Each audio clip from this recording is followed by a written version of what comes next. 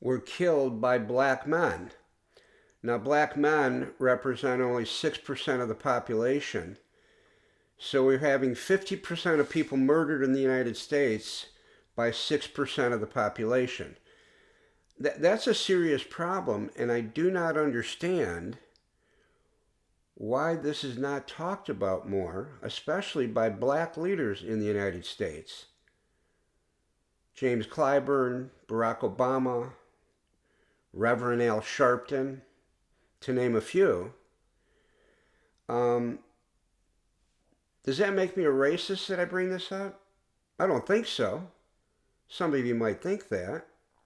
I don't think I'm a racist in any way. I'm looking at the facts of a group of people in the United States who are struggling with a very serious problem. Now, a lot of those murders are black on black, which should also be a major concern. What can we do to help the black community to improve those numbers? Because what happens is you then get a lot of black people going to prison.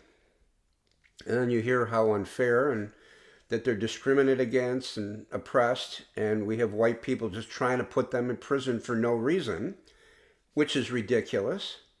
When you murder somebody, most people go to prison. It doesn't matter if you're white or black. So this is one of the, again, example of the kind of problems we have in the country, and we don't seem to talk about it. A lot of the major problems in the country, we just want to sweep under the rug. So we'll see what happens with that. But I saw the stats on that. I was just shocked.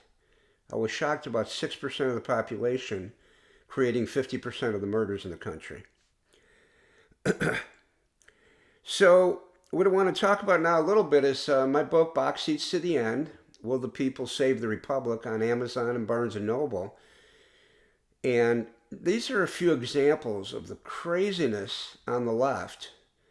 I call the progressive communist left, that I put in the book, okay, to show you how bizarre things have gotten in the United States in the last 10 and 20 and 30 years. A lot of this has been going on for 50 or 60 years, but particularly in the last 10 to 20. One of the stories I talk about is a professor at a university who goes into a bathroom. He shoots himself in the arm to protest the election of Donald Trump as president in 2016, and he tapes a $100 bill to the wall so the janitor can get a tip to clean up all the blood that came out of his arm after being shot. Well, that makes you feel good that somebody who's teaching our young people can be that nuts, okay? You know, I guess there's other ways to protest the election of Donald Trump than shooting yourself in the arm. Very strange story. But these are some of the people leading our young adults. Another story had to do with a young woman in 2016 when Trump won the election and beat Hillary Clinton.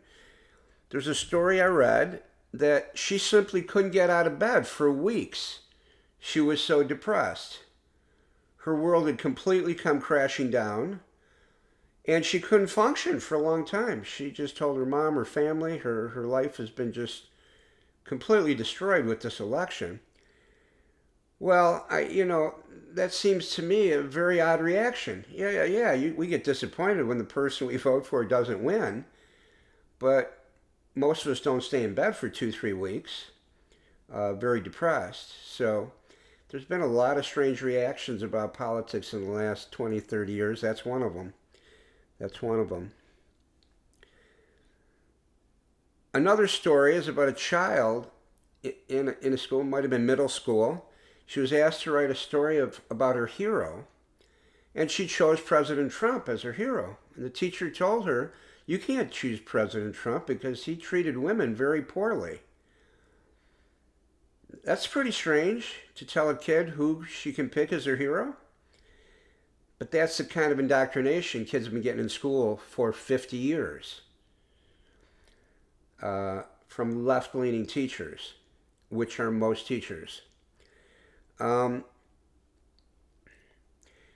Copenhagen, a political leader made a comment that Hitler did not present a threat to humanity, but Trump and the Republican Party do. Well, think about that for a minute. Hitler did not present a threat to humanity. Well, he did for the 6 million people he murdered. How you can compare Hitler to Donald Trump, which they've been doing for the entire 11, 12 years of his career in politics, is bizarre to me. Completely bizarre. Okay? But, you know, you can read about it in one of our chapters in the book, Box Seats to the End, and it's titled Hitler's Virtues. They actually make an argument, a lot of people, that Hitler was a better person than Donald Trump. Now, I don't know how much more insane you can get than that. And let's see, I have another story in there about an 18-year-old senior that was wearing a shirt because it was Patriot Day, and the shirt had an American flag and the name Trump on it, honoring the President of the United States, the 45th President of the United States. The principal comes to him and says, you got to take that shirt off. It's not appropriate. It's too political. Well, thank goodness the school superintendent and the board took the side of the student and said he had a right to wear that shirt, and that principal got moved to another school, I guess. Didn't get fired, but just got relocated. But these are the kind of things that children are being exposed to in public schools all the time, and not just for the last 5 or 10 years, for the last 50 years. And it needs to change. Okay, folks, political geeks, thanks for tuning in. If you like what you're seeing, please subscribe, hit like, and maybe share it with your friends.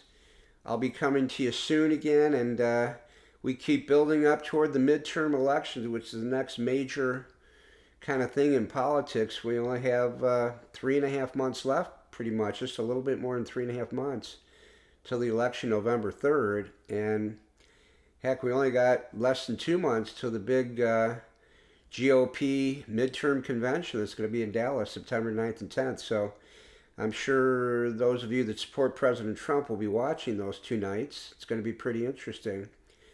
So I will see you next time.